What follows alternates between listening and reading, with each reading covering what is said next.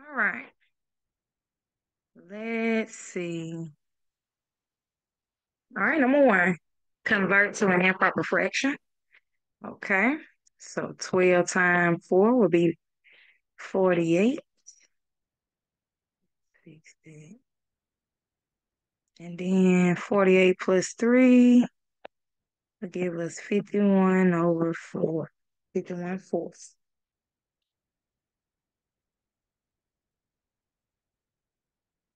All right, convert to a mixed number. The hint tells us to divide and read like a clock. 43 divided by 4 would be 1. 3 can't be divided by 4, 0. All right, now read like a clock. So that'll be 10 as the whole number. Come on around. 3 as the numerator. Keep going around. 4 is the denominator. 10 and 3/4. 3 and 2/3 times 1/4. We first need to convert 3 and 2/3 to an improper fraction. 3 times 3 is 9. Plus 2 is 11. So 11 thirds times 1/4. To multiply fractions, multiply across. Numerators and denominator. So 11 times 1 is 11, and 3 times 4 is 12.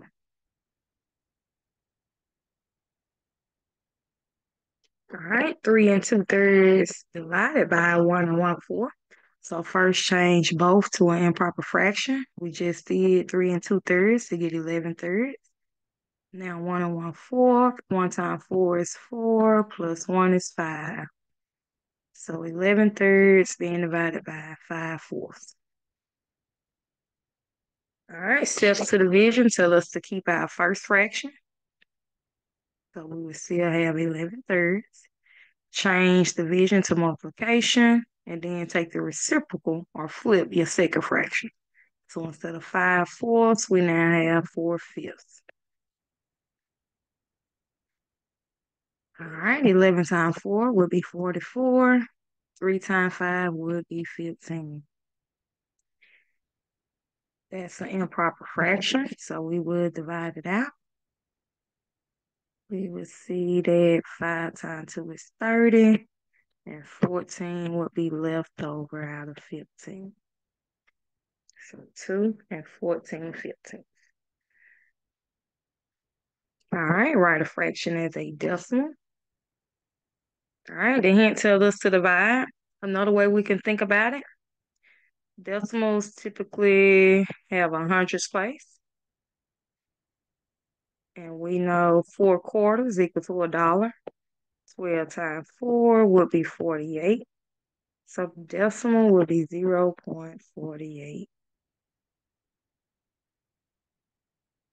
And of course, we can divide it out to be certain. 12 divided by 25. 12 can't be taken out of 25, so go ahead and add a decimal, 0. And then divide like normal. 25 times 4 would be 100. Subtract, we get 20. Can have a remainder with decimals, so add another 0 and bring it down. So now we got 200 divided by 25, which would be 8. So the decimal is still 0.48. So if you're good with equivalent fractions, you could try to make it equivalent with a denominator of 100. If not, just divide it out. All right, number 6, say solve for the missing number. Always go for one that has top and the bottom, and preferably the smallest one. When looking at 6 and 18, we can see that 6 times 3 is 18. We could check one of the higher ones to be certain. So let me fix that. 36 times 3. 6 times 3 is 18. 3 times 3 is 9 plus 1, 10. So yes, the rule will be times 3. So 12 times 3 will give us 36.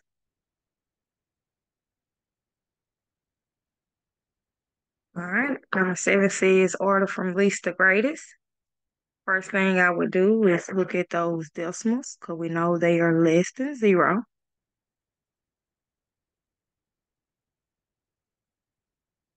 And if you're confused on the decimals, you can line them up.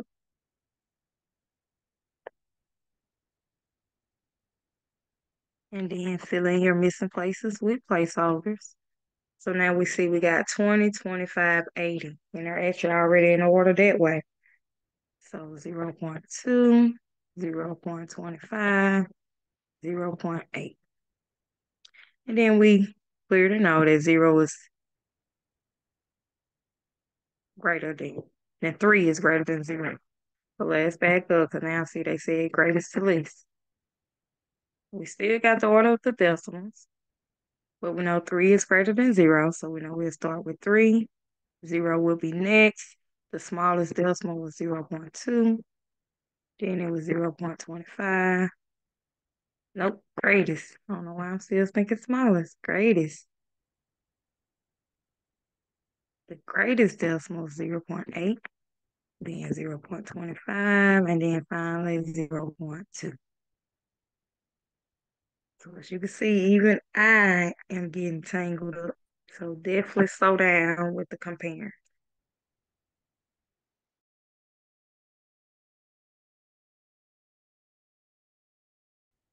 Divide $3.20 for 2 apples. 3 divided by 2 is 1. 12 divided by 2 is 6. And 0 divided by 2 is 0. So $1.60.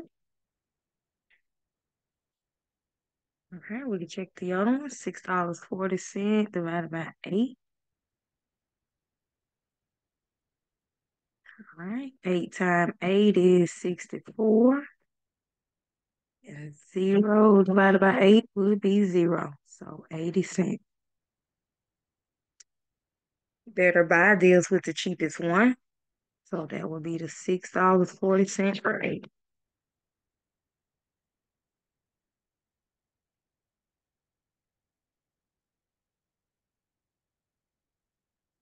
And looking at the back side, number one, 24.3 times 5.2. With decimals, you don't have to line up at the decimal to multiply. But if it fall in that order, it's fine. Multiply like normal. 3 times 2 is 6, 4 times 2 is 8, and 2 times 2 is 4. Cross out, placeholder. 3 times 5 is 15. 5 times 4 is 20 plus 1, 21. 2 times 5 is 10 plus 2, 12. Add them up.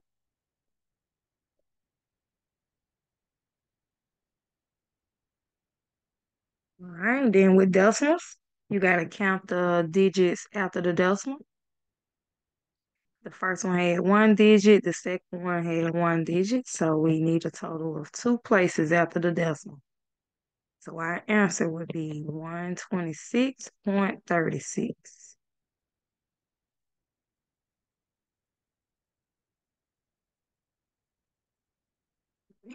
115 divided by 20.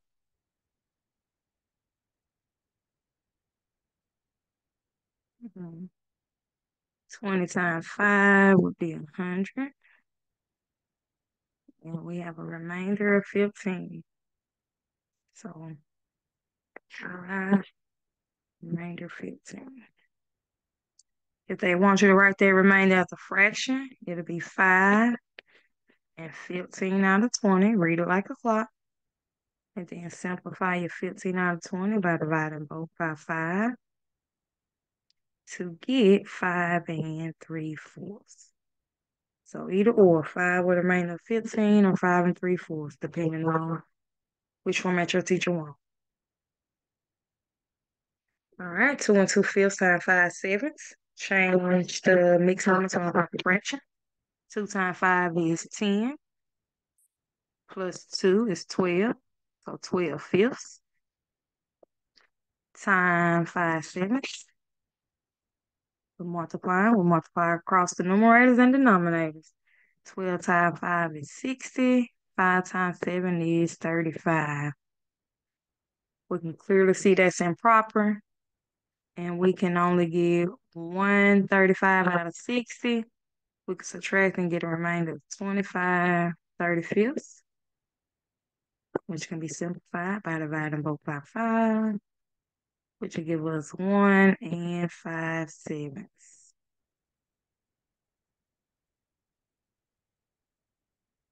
All right, number 4.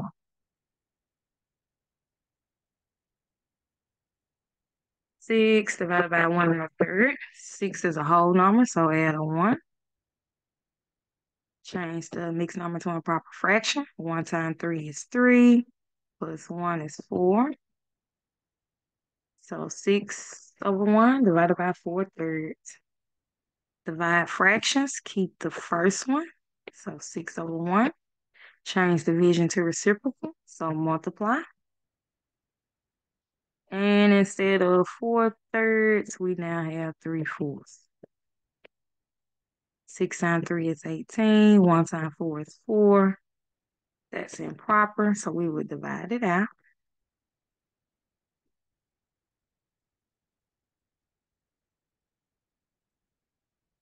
Read it like a clock. So 4 and 2/4. And 2/4 simplifies to a half.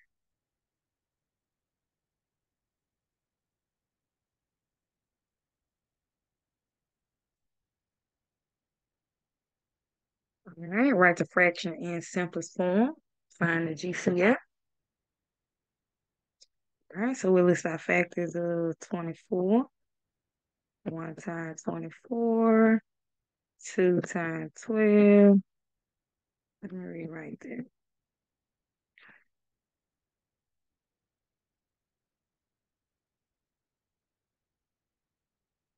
1 times 24.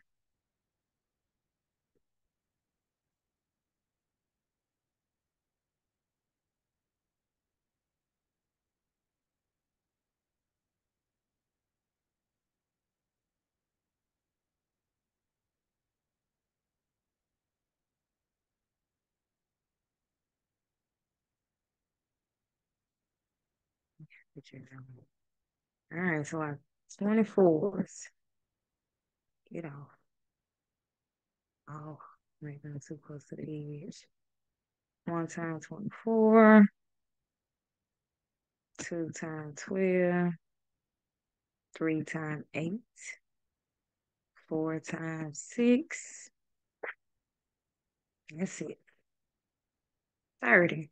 1 times 30. 2 times 15. 3 times 10.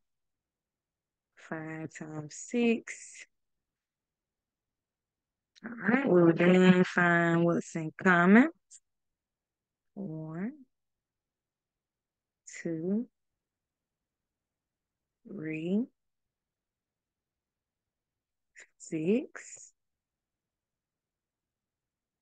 All right, so our GCF is 6. All right, so that means we will divide our numerator and denominator by 6. 24 divided by 6 is 4. And 30 divided by 6 was 5. So 4/5. All right, number 6 said write the correct equivalent fraction. All right, 48 divided by 6 is 8. And we would do the same to the numerator. 36 divided by 6 is 6.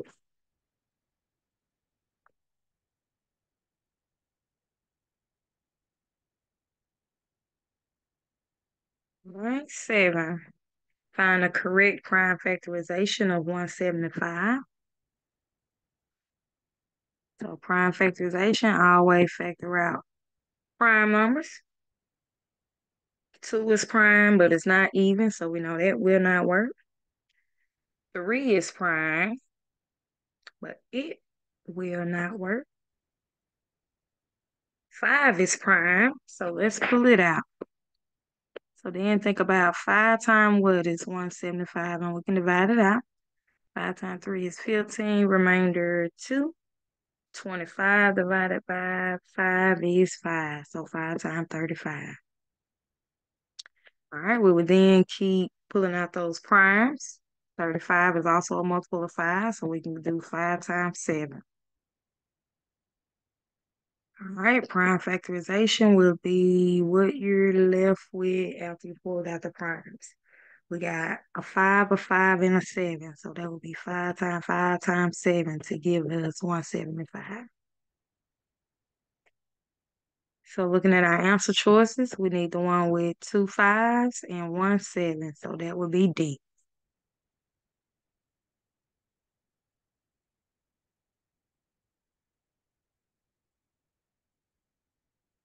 All right, so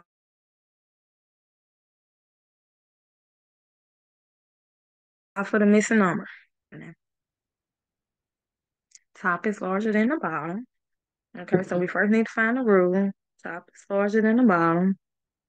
Really doesn't look like a rule, but that would be 17 minus 5, 68 minus 20. It don't seem like a set rule.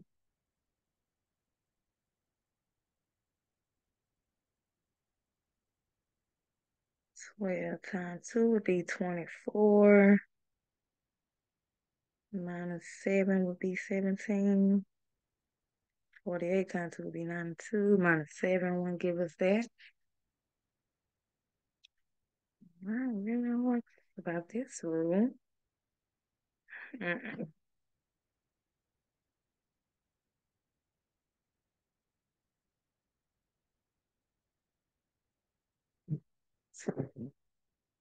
17 times 4.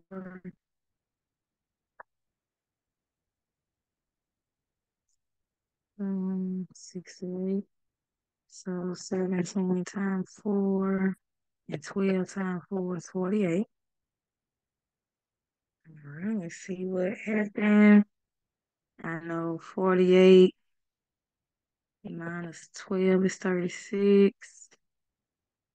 68 look like minus 17 is 51. All right, 36 to get to 60.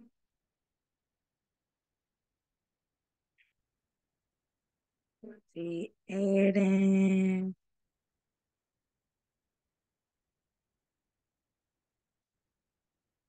24.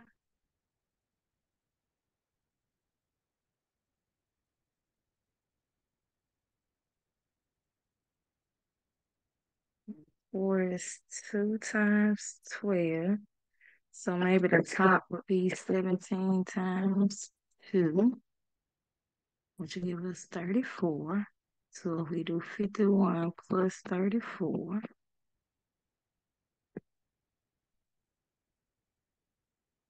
that'll give us 85 for the missing number. So some rules are easy and simple, and some are not. That would be one that would really cause you to think.